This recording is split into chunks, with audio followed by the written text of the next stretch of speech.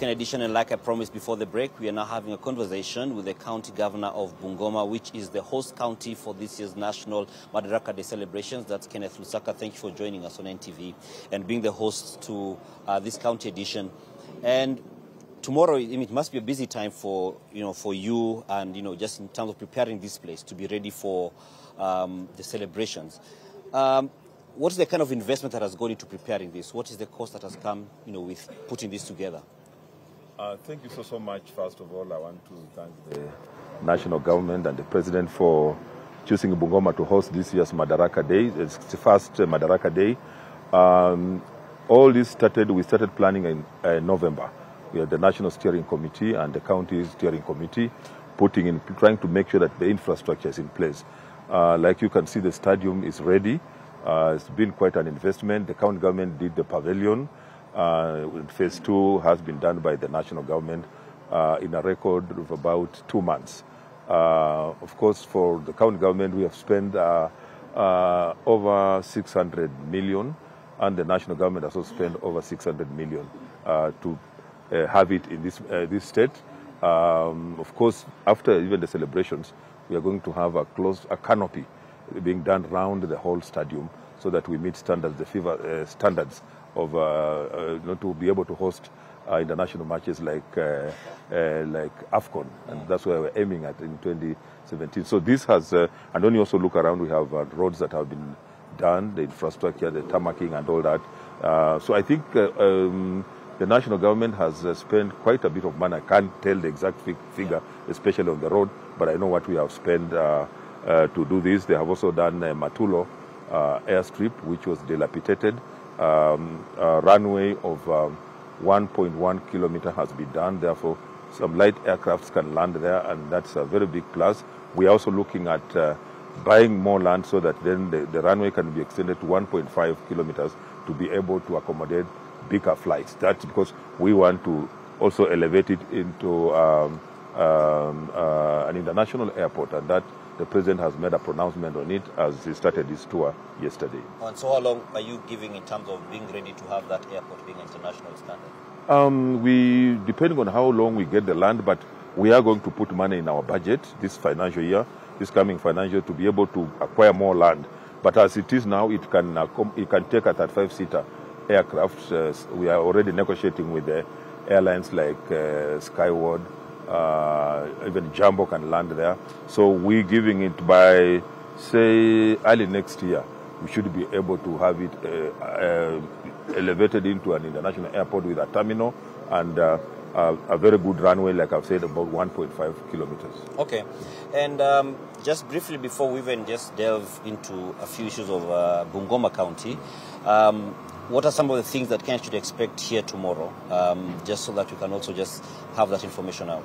Yeah, you can see people have already started arriving. We are hoping that the stadium will be full.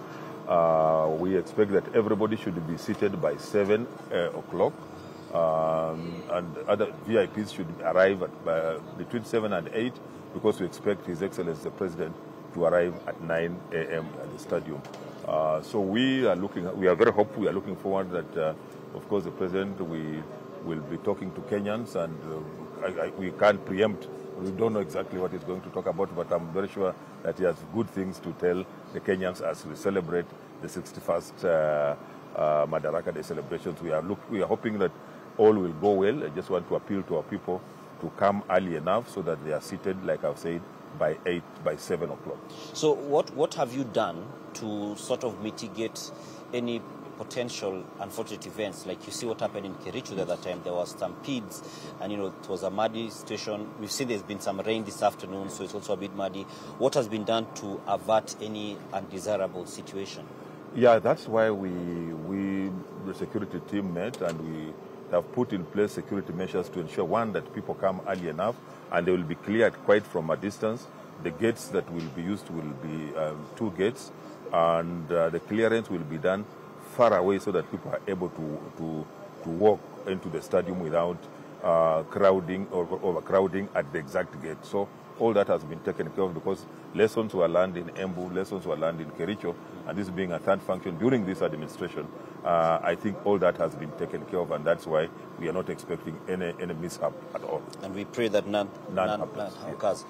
So, speaking about your county, and your county, you're quite big on agriculture, which again is in line with the theme of this year's Madaraka Day. And one of the things that you're on record saying is that you want to, you're pushing for value addition to be done here, and not just exporting raw materials. Right. So, what does that look like based on what are you not doing now that you feel should begin being done?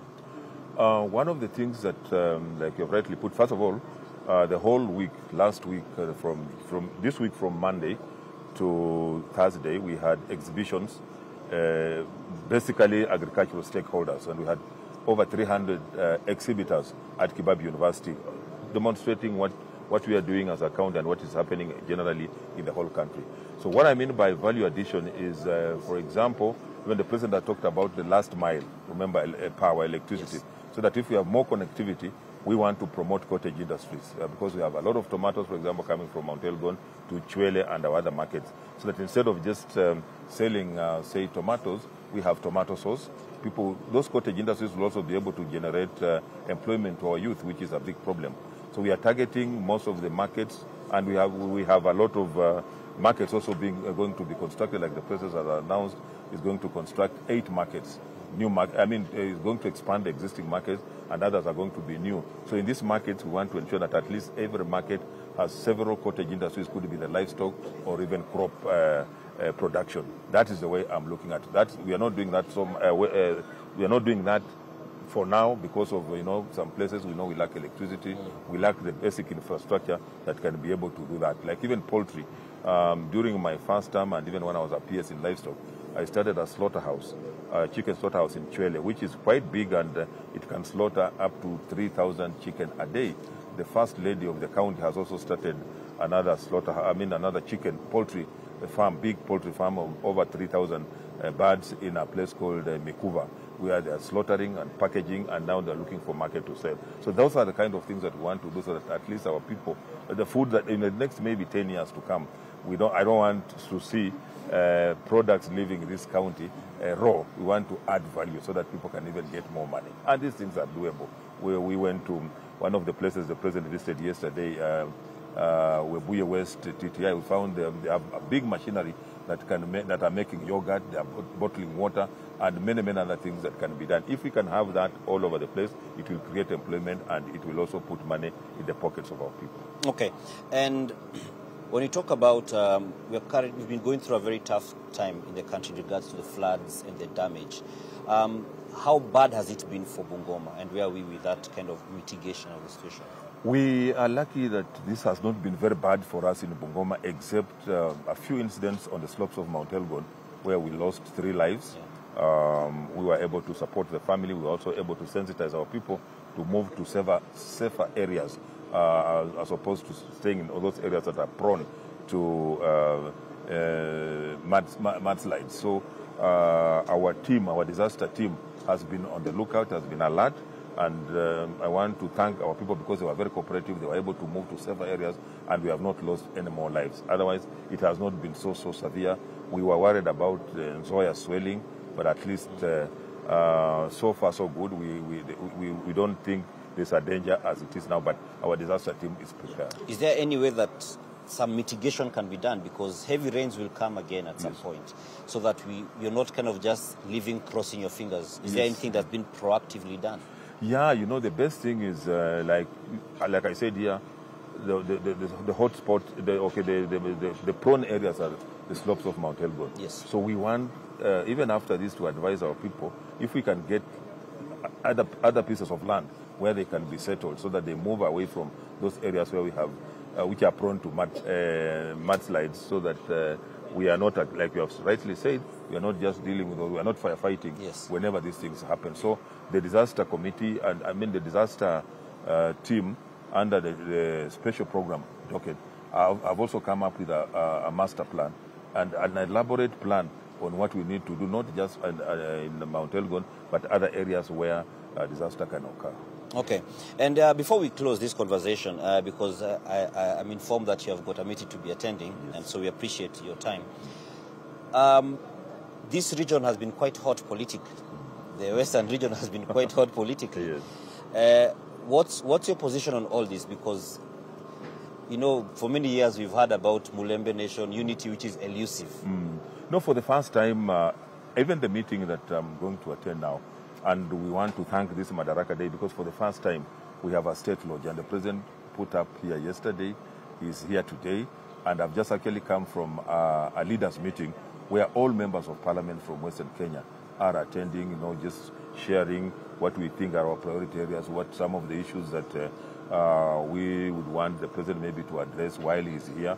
So already there is that kind of unity of purpose now, as opposed to what has been there in the past. So once we do that, and even as governors, we have started what we are calling a merry-go-round. We are going round together in the counties. We were in Busia last Sunday. We started in Kakamega, we were in Busia, and June we'll be coming to Bungoma. Once the leadership is galvanized, we are all together, then we'll bring in other leaders, the members of county assembly, the members of parliament, so that first of all, we read from the same page. When we do that, then we can start negotiating, because politics is about interests. Yes. So that now we become attractive to anybody who wants to negotiate with us, because the politics of this country, no single tribe or no single region will ever rule again. You must make coalitions. You must have a relationship with other people. But so you talk about governors, and you've got one of your counterparts still from the region, you know, from Trans Nzoia, who has been quite vocal against some of, you know, your party members, like the Speaker of the National Assembly, for instance. So where are we with that kind of trying to pacify that, or is it just a dream? Those things, they come and go, my friend. You know, politics is a marathon, it's not a race. It's not, we have had such things like, remember, we had what during the late Omolo Kijana, there was a grand march to State House. We had all those kind of things. I think what we need to do is the right for anybody to express what they feel. But again, my own opinion would be, if there are any issues, it's always good for us to sit down and discuss them. But I'm sure it will come to pass, because some of these politicians have been around for quite some time, and you may not just easily take him on and expect that you will succeed. So I think, like you've seen, I know that I have been around also for some time. I've been in this country for some time. I've been in politics, in the civil service. And if you have watched me, I've been very calculative in whatever I do. I have always been in government. And of course, nobody goes to the opposition, goes to any election with the intention of going to the opposition. You find yourself in opposition by mistake. And I have been very calculative. So what I will advise the politicians is that sometimes it's good to be calculative in what you are doing, so that you don't end up burning yourself too early. Elections are coming in 2027. A lot of things are going to happen. A lot of these things a lot of things will change. If you look at regions, you know, without lying to ourselves, politics is local, and every area has what you can call their own political kingpins. Yes. And it's good. Sometimes some of these leaders, there's a lot of investment that has gone into them. Somebody like the Speaker, Wetangula, has been in Parliament for over 30 years, is now the Speaker of the National Assembly. It has taken him a lot of time. And if you look at even other regions, they have also had their own leaders. We had Uhuru Kenyatta from Central, who also grew up and eventually became the president. We have had the current president, Shimua Ruto, who has also been nurtured and grown by the people of Rift Valley. You have Raila Odinga, the father of the opposition, the doyen of opposition from Nyanza. He has also been nurtured to get to where he is. So I think we must also learn to nurture our leaders and build our leaders to certain stature. It's not good when a leader has grown, then you want to bring him down so that you grow. I always believe that you don't have to dim somebody's candle for yours to be bright. You need actually to light more candles so that you have more light. That's the way. So you're saying slow down. You slow down. I'm saying slow down. Kuja pole pole, slow down. I'm sure that eventually, by the time we get to 2027, we'll have a clear picture on where we are going. But I think, just in closing, one of the concerns usually is politicians, like you said, it's about interests, and there are no permanent enemies. We've seen even now the deputy president, reaching out to the former president. But the concern usually is the toxicity that is spread to the populace. So you find there's someone who may not understand those dynamics. And so as Lusaka insults done, then the people on the ground become, polarized. But when we reconcile, they are left there still having issues. Isn't that a sense of irresponsibility on the part of leaders? Yeah, that is, you are right, because sometimes when you say certain things as a leader, look at what you are saying. Have a conversation with yourself. What is it you are telling people? Are you being realistic? Are you being sincere? Or are you being selfish? You are just thinking about your own interests. And people believe in their leaders. People want to know, to hear what the leader is telling them.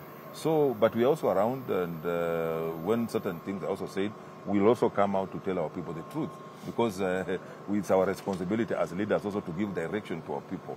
If we feel that our people are being misled, then it's our responsibility to come out and talk to them. Like the last general election, 2022, we talked to our people because some of us, though short, but we can see far.